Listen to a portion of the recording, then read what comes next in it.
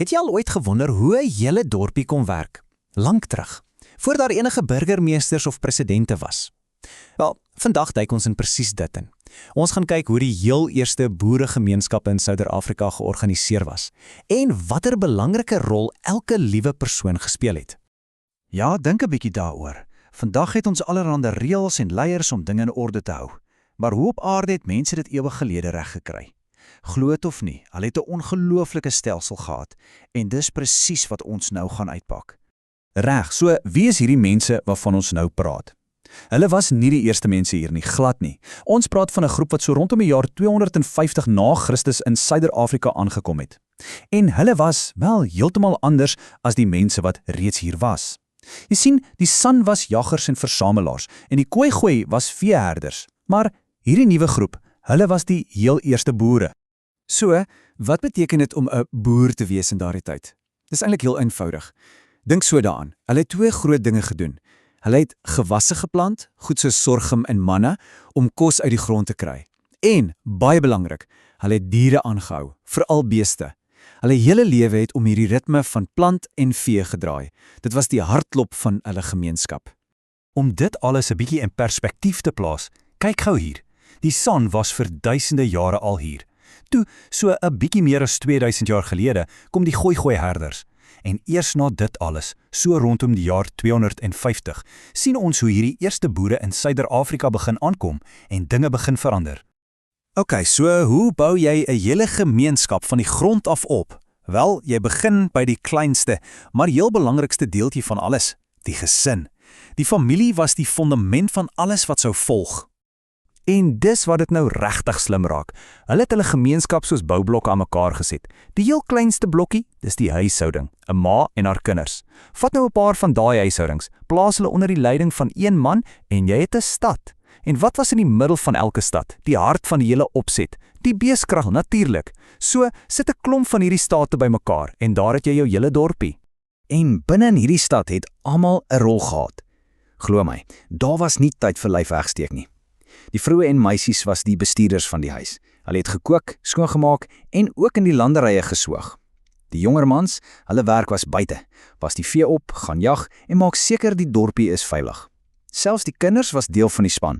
Die seuns het met die diere gehelp en die meisies het hand bygesit in die huis. Die punt is, elke liewe persoon se werk was krities belangrik. Reg, so ons verstaan nou die familieopset, maar wat van die groter prentjie? Wie het die laaste sê gehad?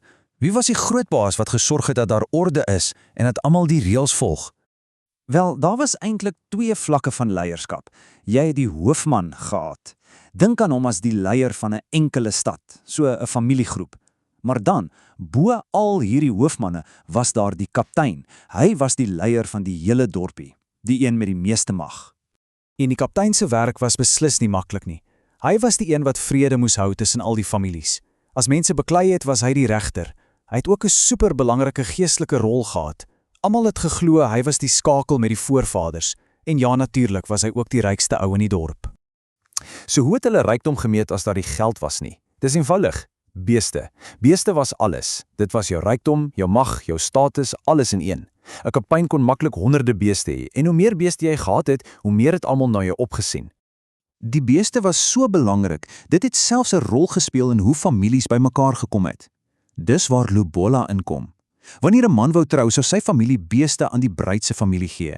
En moenie 'n fout maak nie, dit was nie soos om vir iets te betaal nie. Dit was 'n manier om respek te wys en, nog belangriker, om twee families aan mekaar te bind. Dit het die hele gemeenskap sterker gemaak. Maar die dorpie het uit meer as net leiers en boere bestaan. Daar was ook die spesialiste, die kenners. Mense met ongelooflike vaardighede wat absoluut noodsaaklik was vir die hele gemeenskap se oorlewing. En een van die coolste van hierdie kenners was die ystersmid. Dink daaroor. Hierdie persoon kon letterlik 'n klip vat, dit smelt en dit in sterk, bruikbare metaal verander. Uit daardie metaal het hy dan dinge gemaak soos skoffels vir die boere en spiese vir die jagters. Dit was soos 'n superkrag in daardie tyd, 'n reuse tegnologiese voorsprang. Dan was daar die geneeser, wat ons dalk vandag as 'n sangoma of 'n nyanga ken. Hierdie persoon was die dorpie se dokter en psigoloog, als in een. Hulle het 'n ongelooflike kennis van plante en kruie gehad om siekes te help, maar hulle rol was ook geestelik. Mense het geglo, hulle het 'n direkte lyn na die voorvaders gehad. Natuurlik kon jy ook nie sonder die jagter nie. Hulle het vir daardie broodnodige vleis gesorg, maar ook vir ander waardevolle goed. Dink aan ivoor en dierevelle wat vir handel gebruik kon word. En hier's 'n interessante kinkel. Wat ook al die jagters ingebring het, is deur die kaptein verdeel. So, dit het net weer eens gewys wie die baas is en sy mag in die dorpie versterk. En die lys gaan aan. Jy het die pottebakkers gehad, gewoonlik vroue wat die noodsaaklike kleipotte gemaak het waarin almal hulle kos gekook en water geberei het. En baie belangrik, daar was die raad van ouderlinge. Dit was 'n groep wyse ouer mans, die kaptein se klankkoord wat hom gehelp het om die regte groot besluite te maak. So, as ons nou terugkyk, sien ons al hierdie verskillende mense. Die kaptein, die boer, die smid, die geneeser, almal met hulle eie werk. Die groot vraag is, hoekom was dit so verskriklik belangrik dat hulle almal soos 'n span saamwerk? Die antwoord is een woord: oorlewing. Dis so eenvoudig soos dit. Niemand, maar niemand kon dit op hulle eie maak nie. Dink daaroor. Die smid kan nie sy gereedskap eet nie, hy het die boer se kos nodig. En die boer kan nie sonder die smid se skoffel plant nie. Hulle was heeltemal van mekaar afhanklik. Hulle het dit so goed verstaan dat hulle selfs groot werkpartytjies gehou het. Byvoorbeeld wanneer dit tyd was om te oes. Almal het ingespring en gehelp. Dit wys jou net hoe sterk daardie gemeenskapsgevoel was. Ja, hierdie stelling hier sê eintlik alles. Van die magtige kaptein Helbo tot by die kleinste kind wat die kalwers help aanjaag. Elke liewe persoon se werk was onmisbaar. Elkeen was 'n noodsaaklike rad in die groot masjien wat hierdie hele dorpie aan die gang gehou het. En dit bring ons by 'n laaste gedagte vir jou om saam te vat. Kyk 'n bietjie rond in jou eie gemeenskap vandag. Wie is die mense met die belangrikste rolle? Is dit die dokter, die onderwyser, die persoon wat die vullis verwyder, miskien die boer wat jou kos kweek? Wat jy sal sien, is dat selfs vandag, duisende jare later, een ding nie verander het nie. 'n Sterk gemeenskap het almal nodig om hulle deel te doen.